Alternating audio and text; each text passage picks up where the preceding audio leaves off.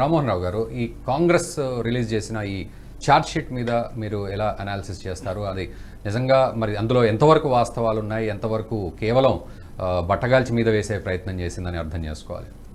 గారు మీకు అట్లాగే మన ఎన్ఎస్టీవీ ప్రేక్షకులకు మన ప్యానల్లో ఉన్న మిత్రుడు శ్రీవర్ధన్ రెడ్డి గారికి నమస్కారం. ఎలక్షన్స్ వచ్చినప్పుడు పార్టీలు కొన్ని జిమ్మిక్కులు చేస్తుంటాయి, అన్ని పార్టీలు. అందులో రెండు జాతీయ పార్టీలు ఏ మాత్రం తేడా లేదు. నేను రెండింటిని ఎండగడతాను, మంచి చెప్తాను, చెడ్డ చెప్తాను. ఎందుకంటే ఇప్పుడు రేవంత్ రెడ్డి గారు ఇచ్చిన ఛార్జ్ షీట్ చూశాను, అందులో విషయాలు గమనించాను, మీరు పంపిన జరిగాను. ఎందుకంటే అర్ధ సత్యాలు అసత్యాలు చెప్పే అలవాటు అన్ని పార్టీలకు ఉంటుంది. కొంత ఇటు అటు చేస్తారు, అంటే వాళ్ళకి అనుకూలంగా మార్చుకునే ప్రయత్నం చేస్తారు. నేను పౌరుడుగా, భారతదేశ పౌరుడుగా ఈ రెండింటిని నేను మన విశ్లేషించే ప్రయత్నం చేస్తాను. మొట్టమొదటిగా జిఎస్టీ సామాన్యుల మీద పడ్డది, జిఎస్టీ ఉప్పు మీద పప్పు మీద అన్నిటి మీద పడుతుందని చెప్పి కాంగ్రెస్ పార్టీ ఆరోపించింది. ఒకసారి జిఎస్టీ చరిత్ర చూసుకుంటే జిఎస్టీ ప్రవేశపెట్టింది ఎవరు అంటే చాలా గమ్మత్ ఏంటంటే, వీళ్ళు పార్టీ అధికారంలో ఉన్న ఒకప్పుడు మాట, అధికారం లేనప్పుడు మాట మాట్లాడదు. రెండు పార్టీలు అంటున్నారు. ప్రవేశపెడతా అని కాంగ్రెస్ పార్టీ 2009లో కేల్కర్ టాస్క్ ఫోర్స్ కమిషన్ ప్రతిపాదిస్తే దీన్ని బీజేపీ జిఎస్టీ. ఆ తర్వాత 2011-9లో మొదటి చర్చా పత్రాన్ని ప్రవేశపెట్టినప్పుడు కూడా కాంగ్రెస్ పార్టీ ఉంది. 2014 దాకా కాంగ్రెస్ పార్టీ ఉంది కదా. చరిత్ర ఒకసారి తీసుకుంటే జిఎస్టీ మీద విమర్శ మొట్టమొదటి నేను తీసుకుంటున్నాను, తర్వాత మిగతా అప్పులు వాటి కూడా తీసుకుంటాను. ఇందులో 2000 సంవత్సరంలోనే కేల్కర్ కమిటీ ప్రవేశపెట్టినప్పుడు వాజ్పేయి గవర్నమెంట్ ఉంటే అప్పుడు కాంగ్రెస్ పార్టీ వ్యతిరేకింది. 2000లో వాజ్పేయి కమిటీ మన ప్రధానమంత్రి ఉన్నాడు. 2009లో మొదటి చర్చా పత్రం విడుదల చేసినప్పుడు ఏమో కాంగ్రెస్ గవర్నమెంట్ ఉంది, అప్పుడు బీజేపీ వ్యతిరేకించింది. 2011లో రాజ్యాంగ సవరణ బిల్లు ప్రవేశపెట్టి కాంగ్రెస్ పార్టీ విఫలమైంది, అప్పుడు బీజేపీ ఓటు వేయలేదు దానికి. అట్లాగే 2014లో మళ్ళీ పార్లమెంట్ లో ప్రవేశపెట్టినప్పుడు జిఎస్టీకి అనుకూలంగా రాజ్యాంగాన్ని సవరించే బిల్లు వీగిపోయింది. 2015లో ఆమోదించింది, 2016లో రాజ్యసభ కూడా ఆమోదించింది. 2017 నుంచి జూలై 1 ఇది నడుస్తున్నది. ఒక కేంద్రంలో ఒక బిల్లు చేస్తే రాష్ట్రాలకు సంబంధించి అన్నిటంటే అప్పుడు ఏం చేయాలంటే రాష్ట్రాలు సగం రాష్ట్రాల కంటే ఎక్కువ ఆమోదించాలి, ఏది ఆ బిల్లుని చట్టం చేయాలి, అప్పుడు చట్టం అవుతుంది దేశవ్యాప్తంగా. ఇది కావడానికి 2000 నుంచి 2017 సంవత్సరాలు బట్టి 17 సంవత్సరాల్లో వాజ్పేయి గవర్నమెంట్ మొదటి 5 ఏళ్ళు 2000 నుంచి 2005 దాకా 4 దాకా. ఆ తర్వాత కాంగ్రెస్ వచ్చింది, ఎప్పటిదాకా 14 దాకా ఉన్నాయి. 14 తర్వాత కూడా రాజ్యసభలో ఆమోదించిన తర్వాత జరిగింది. ఏమంటున్నారు అంటే ఈ రెండు పార్టీల డోలతనం, అంటే వాళ్ళు ప్రవేశపెట్టినప్పుడు వీళ్ళు వద్దన్నారు, వీళ్ళు ప్రవేశపెట్టిన వాళ్ళు వద్దన్నారు. చివరికి ఏమైందంటే రాష్ట్రాలను అన్నిటి నొప్పించి జిఎస్టీలో ఏవైతే నష్ట నివారణ చర్యలు రాష్ట్రాలు ఏమన్నాయంటే, ఇప్పటిదాకా రకరకాల అసలు జిఎస్టీ ఉద్దేశం చాలా మంచిది, వాళ్ళిద్దరూ కూడా పరస్పరం విభేదించుకున్నారు. కానీ గతంలో మల్టిపుల్ ట్యాక్సెస్ అంటాం, దేశవ్యాప్తంగా అనేక రకాల ట్యాక్సులు కలిపి మనకు రాష్ట్ర ప్రభుత్వం ట్యాక్సులు, కేంద్ర ప్రభుత్వం ట్యాక్సులు. ఇప్పుడు పెట్రోల్ డీజిల్ మీద చూస్తున్నాం కదా, ఒక్కొక్క రాష్ట్రంలో ఒక్కో పెట్రోల్ డీజిల్ ఎందుకు ఉంది, జిఎస్టీలు రాలేదు. మద్యం జిఎస్టీ రాదు. ఆంధ్రలో ఒక రకంగా 60 రూపాయల చీప్ లెక్కను 160-200కి అమ్ముతున్నారు ఆంధ్రప్రదేశ్. ఎందుకు అమ్ముతున్నారు అంటే జిఎస్టీ పక్కలోకి రాకపోవడం. అంటే జిఎస్టీ ఉద్దేశం చాలా మంచిది. ఆనాడు వాజ్పేయి గవర్నమెంట్ ప్రవేశపెట్టిన సమర్థించారా, తర్వాత నేను ఎవరైతే ప్రతిపక్షాల పార్టీకి వంగనే వాళ్ళు విమర్శిస్తున్నప్పుడు తప్పు పట్టినా. ఇప్పుడేమంటుందంటే జిఎస్టీ ఉద్దేశం ఎంత మంచిదంటే రాష్ట్రాలకు కేంద్రాలకు అత్యధికంగా ఎస్జిఎస్టీ, సిజిఎస్టీ, సెంట్రల్ జిఎస్టీ అంటే సగం సగం పంచుకుంటారు మొత్తం జిఎస్టీ. 4-5 రకాల పన్నులు తీసి ఒకే విధానం, అంటే ఒకే దేశం ఒకే పన్ను విధానం ప్రవేశపెట్టబడింది. ఇది ఎంత మంచిదంటే పన్నుల సరళీకరణ జరుగుతుంది. అనవసరంగా అందరు అధికారులు కానీ రకరకాల అధికారులు దాడులు చేయడం, వీడి మీద వాడి మీద వీడు, వ్యాపారస్తులు బాధపడటం కన్నా కొంత రొటేషన్, ఇది సంవత్సరానికి ఇంత డబ్బు రొటేషన్, ఇంత ట్యాగ్ అయితేనే వాళ్ళ మీద జిఎస్టీ మన నెంబర్ తీసుకోవాల్సింది వాళ్ళకి పడుతుంది, అందరికి పడదు జిఎస్టీ కూడా. అంటే మనం తినే ఇడ్లీ మీద నుంచి అందరికి పడుతుంది. ఈ జిఎస్టీ సగం మంచుకుంటున్నారు కదా, జిఎస్టీలో సగం లాభపడుతున్నారు కదా. ఎక్కడ వస్తుందంటే ఇప్పుడు కాంగ్రెస్ పార్టీ విమర్శ చేసింది కదా, ఇదంతా తెలియదా కాంగ్రెస్ పార్టీకి ఇవాళ జిఎస్టీ ఎంత అవుతుంది? ఉదాహరణ చెప్పాలంటే పోయిన 2017 నుంచి ఇప్పటిదాకా చూసుకుంటే 8 లక్షల కోట్ల రూపాయలు మొదట్లో వస్తుంది అయితే 2017లో. ఇప్పుడు సుమారు 20 లక్షల కోట్ల రూపాయలు ఈ సంవత్సరం వస్తుంది. 2023 డిసెంబర్ వరకు 14,97,000 అంటే సుమారు 15 లక్షల కోట్ల రూపాయలు వసూలైంది జిఎస్టీ. నేను లెక్కలు ఉన్నాయి. అంటే 15 లక్షలు ప్లస్ ఈ 3 నెలలు ఉంది కదా, దాదాపు 20 లక్షల కోట్ల రూపాయలు ఈ సంవత్సరం వస్తుంది. ఇందులో 10 లక్షల కోట్లు వాళ్ళకి మంచింది కదా. రెండోది ఏమైందంటే ప్రతిసారి లోటు బడ్జెట్ ఏదైతే జిఎస్టీలో కొంత నష్టపోయిన రాష్ట్రాలు ఉన్నాయి. ఇటీవలనే ఆంధ్రప్రదేశ్ కు తెలంగాణకు ఈ నష్టపోయిన ఏదైతే ఎన్ని లక్షల కోట్లు అంటే మామూలు పన్నుల విధానంలో ఎంత వచ్చేది ఆ సంవత్సరంలో, ఇప్పుడు ఎంత వచ్చింది అని చూసి తక్కువ పడితే కేంద్ర ప్రభుత్వం దాన్ని సబ్సిడైజ్ చేస్తుంది, మళ్ళీ తన సిజిఎస్ నుంచి మళ్ళీ వీళ్ళకి పంపుతుంది. ఇది విధానం. అందుకని వాళ్ళ కాంగ్రెస్ పార్టీ విమర్శలు అర్థం లేదు. వాళ్ళు కాంగ్రెస్ పార్టీ వాళ్ళకి తెస్తామనుకున్నారు, తెస్తామనుకుంది వాజ్పేయి గవర్నమెంట్, వద్దనేది కాంగ్రెస్ పార్టీ, తర్వాత తెస్తామనుకునే కాంగ్రెస్ పార్టీ, మరి వద్దనేది బీజేపీ. మొత్తం మీద దేశవ్యాప్తంగా జిఎస్టీ వచ్చింది, అది అమలవుతుంది. జిఎస్టీ వల్ల సగం బడ్జెట్ జిఎస్టీ లో సరుగుతుంది. ఉదాహరణ చెప్పాలంటే ఈ సంవత్సరం 47 లక్షల కోట్ల రూపాయలు కేంద్ర బడ్జెట్ అండి.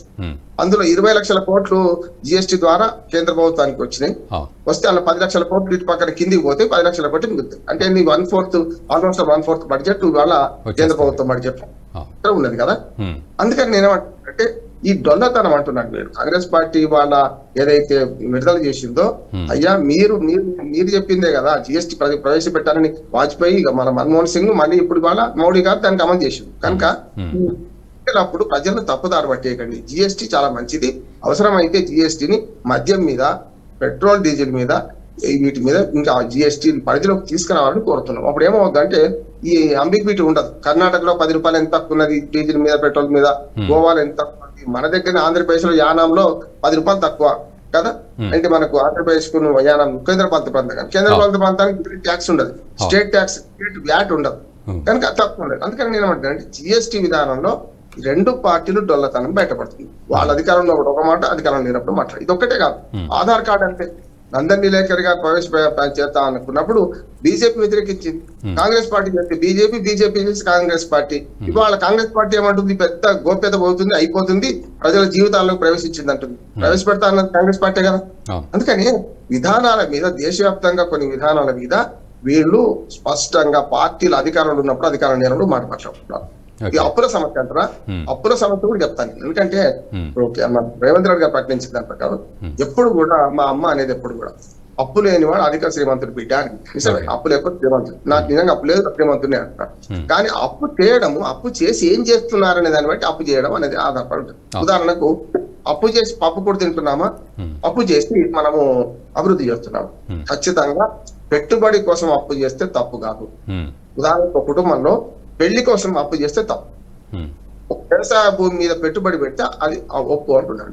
పెట్టుబడి కోసం అప్పు చేస్తే రిటర్న్స్ వస్తాయి, మౌలిక వసతుల మీద గానీ, ఇతరత్ర రోడ్డు గానీ, రవాణా, వాటి మీద పెడితే మన రిటర్న్స్ వస్తాయి.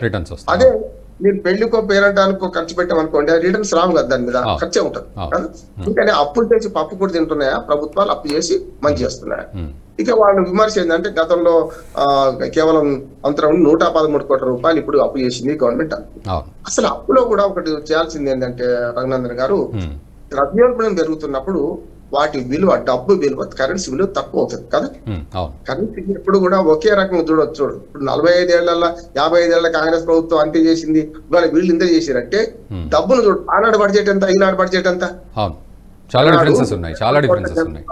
33 కోట్ల జనాభా ఉన్న నాడు కేంద్ర బడ్జెట్ ఎంత, 5 కోట్ల రూపాయలు బడ్జెట్ మొత్తం అయిందండి. 5 కోట్లు. ఒకనాడు 178 కోట్లతోని మన నాగార్జున డ్యామ్ నిర్మించుకున్నాం. ఇవాళ 1,57,000 కోట్లు కావాల్సి, ఎక్కడి 178 కోట్లు, ఎక్కడ 1,50,000 కోట్లు. అందుకని డబ్బు విలువ తక్కువ అవుతుంది, ద్రవ్యోల్బణం పెరగడం వల్ల. ఒకనాడు రూపాయికి ఒక 10 చాక్లెట్లు వచ్చేవి, ఇవాళ రూపాయికి 1 చాక్లెట్ వస్తుంది. నేను చిన్న పిల్లకి చెప్తున్నాను. కనుక నేనేమంటున్నాను, ద్రవ్యోల్బణాన్ని లెక్కలో తీసుకుంటే ఈ 130 కోట్లు పెద్ద లెక్క కాదా అంటున్నాను. ఇది చెప్పాలి బీజేపీ. వీళ్ళు ఏం చేస్తున్నారంటే తప్పుకు తప్పు ఒప్పు అనుకుంటున్నారు. నేను బీజేపీ వాళ్ళు కూడా మాట్లాడేది ఏంటంటే, కాంగ్రెస్ ఖండించాలంటే ఈ లెవెల్ పోవాలి, కానీ మీరు చేయలేదు అప్పు, మీరు డబుల్ చేసినా కదా, డబుల్ చేయడానికి కారణం ఏంది చెప్పాలి కదా అంటున్నాను నేను. ఆనాడు 50 ఏళ్ల అప్పు అంతే ఉంటే ఆ 50 ఏళ్ల అప్పు చేయడానికి, అప్పు కావడానికి కారణం ఏంటంటే ఆనాడు ద్రవ్యోల్బణం ప్రకారం ఆ డబ్బు విలువ అంతున్నది కనుక అది దీన్ని లెక్క తీసుకోవాలి. కనుక దాన్ని కౌంటర్ అట్లా చేస్తలేదు. ఎంతసేపు తంశుంటా అంటే తంశుంటా అనుకుంటున్నారు. మూడోది చెప్తాను అంటే అప్పు చేసి ఏం చేస్తున్నారు, మళ్ళీ ఇంకోటి ఏం చేస్తున్నారు, తెలంగాణ అప్పులు బాగా ఉన్నాయని చూపెడుతున్నారు. కానీ తెలంగాణ అప్పులు ఎంతున్నాయి, మొత్తం దేశంలో 24వ స్థానంలో ఉన్నది.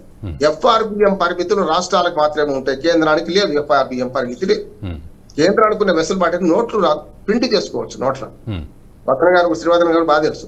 కేంద్ర ప్రభుత్వం ఏం చేయొచ్చు అంటే నోట్లను ప్రింట్ చేయొచ్చు. నోటు బడ్జెట్ ఏం చేస్తారంటే వాళ్ళు ప్రింట్ చేస్తారు. అంటే అప్పుడు ఏమవుతుంది, నోట్లు ఎక్కువై ఇప్పుడు కూడా డిమాండ్ సప్లై లోపాలు వస్తాయి. ఇప్పుడు కూడా మీరు ఆర్థిక శాస్త్రం ఏం చెప్తుందంటే రఘునందన్ గారు చిన్న మాకు చెప్తున్నాడు, సరుకు ఉంది అనుకోండి, సరుకు శాశ్వతం, డబ్బు శాశ్వతంగా కదా. మన ఇంట్లో వ్రతం కథ చెప్పుకుంటే ఏమైతే ఇద్దరు వైశ్యులు పోటీపడి కట్టెలు అమ్ముకునే వాడి దగ్గర బేరం చేస్తారు. ఇద్దరి దగ్గర కట్టెలు అయిపోతాయి. వాళ్ళు ఏం చేస్తారు, ₹1 కట్టెల మోపులు ₹10 చేస్తారు. మ్యూట్లో పడిందండి, మ్యూట్లో పడింది సార్. కట్టెల మోపు అనేది వస్తువు, దీనికి డబ్బు ₹1 బంధు ₹10 పెరిగింది. ఇది అంతే. నేనేమంటున్నానంటే ద్రవ్యోల్బణం పెరుగుతున్న క్రమంలో ఎప్పుడైనా సరుకుల డిమాండ్ సప్లై భాగంగా ఏమైందంటే మీకు పెరుగుతుంటది కదా, అప్పుడు దాన్ని చూడాలంటున్నాను. అది చూడకుండా ఇప్పుడు ఇవాళ తెలంగాణ రాష్ట్రం 24వ స్థానం ఉంది దేశంలో. FRBM పరిమితి లోబడి చేస్తుంది. FRBM పరిమితి దాటి చేస్తే మీరు ఎన్నికల మన ఏమంటారు దాన్ని ఎలక్ట్రిసిటీ సంస్కరణ అమలు చేస్తే మీకు ఇంకొక ₹3,500 కోట్ల అదనంగా అప్పు పుడుతుంది అని చెప్పింది. కేసీఆర్ చెప్తున్న దీనికి పూర్తిగా కాదు 3,500 కోట్లు మాకు ఇస్తామని నేను తిరస్కరించిన ఎలక్ట్రిసిటీ సంస్కరణ వద్దన్న అంటుంది. ఎలక్ట్రిసిటీ సంస్కరణ అవసరం అంటుందండి. వారేసే పరిస్థితి లెక్క చూడాలంటున్నా. కేంద్ర ప్రభుత్వం కొన్ని విధానాలు ఏమి చేసిందో ఆ విధానాలు ఆనాడు అధికారంలో ఉన్న పార్టీ ప్రతిపాదిస్తే ఆనాడు ప్రతిపక్షంలో ఈ రెండే పార్టీలు కదా దేశాన్ని పాలించినాయి. జనతా పార్టీ 18 నెలలే, అయితే కాంగ్రెస్ లేకుంటే బీజేపీ వాజ్పేయి 5 సంవత్సరాలు, మళ్ళీ మధ్యన అంతకుముందు జనతా పార్టీ ఇది ఒక 10 సంవత్సరాలు, అంటే దాదాపు 20 సంవత్సరాల వరకు బీజేపీ దాని మిత్రపక్షాలు పాలించినాయి కదా. మిగతా 55 ఏళ్ళు వాళ్ళు పాటించారు. అందుకని నేనేమంటున్నాను, ప్రతి విధానం అది ఆధార్ కార్డు కావచ్చు, GST కావచ్చు, మద్యం విధానం కావచ్చు, అప్పు విధానం కావచ్చు, ఇవాళ ప్రతి విధానాన్ని వారు అధికారంలో ఉన్నప్పుడు ప్రతిపాదిస్తే ప్రతిపక్షంలో ఉన్న ఆనాడు పార్టీ వ్యతిరేకించినాయి. ఈ రాజకీయమే నడుస్తుంది తప్ప అప్పుల గురించి కూడా లాస్ట్ మాట చెప్పి నేను ముగిస్తాను. అప్పుల గురించి కూడా కేంద్ర ప్రభుత్వం 113-130 కోట్ల అప్పు చేయడం తప్పు కాదు అంటున్నాను నేను. ఎందుకంటే దేశవ్యాప్తంగా స్వర్ణ చతుర్భుజి పేరు మీద రోడ్డు ప్రవేశపెట్టిండ్రు కదా, ఇవాళ జాతీయ రహదారులు పెరుగుతున్నాయి. ఎక్కడి నుంచి రావాలి? ఇప్పుడు జాతీయ రహదారులు కూడా మనకు ఏమంటారు దాన్ని మన మన ఆపరేట్ ట్రాన్స్ఫర్ అంటున్నారు కదా, బిల్డ్ అండ్ ఆపరేట్ ట్రాన్స్ఫర్ అంటున్నారు కదా, BOT పద్ధతిలో చెప్తున్నారు. మంచిదే కదా, టోల్ వస్తుంది. టోల్ ట్యాక్స్ ప్రవేశపెట్టింది కాంగ్రెస్ పార్టీ, టోల్ మాకు వ్యతిరేకిస్తారు వీళ్ళు. ఇవాళ నేను ఏమంటున్నానంటే దొల్లతనం అన్న ప్రతిపక్షంలో ఉంటే ఆ అధికార పక్షం అంతా తప్పు చేస్తుంది అంటారు. మళ్ళీ వాళ్ళే అధికారం ఈ విధానాలు మారాయి అంటున్నాను. ఏమంటున్నాను, శాశ్వతమైన విధానాలు మారవు. అప్పు విషయంలో కూడా తెలంగాణ రాష్ట్రాన్ని బదనాలు చేస్తామని బీజేపీ ప్రయత్నం చేస్తుంది. బీజేపీ కానీ లేకుంటే BRS కానీ లేకుంటే కాంగ్రెస్ కానీ మన బీజేపీని బదనాలు చేస్తా అంటుంది. కానీ తప్పు అంటున్నాడు. పరస్పరం అసత్యాలు చెప్పి ఇవాళ రిజర్వేషన్ల విషయంలో కూడా రాజ్యాంగాన్ని మార్చే విషయంలో కూడా ఈ రెండు పార్టీలు తప్పు చేస్తున్నాయి అంటున్నారు.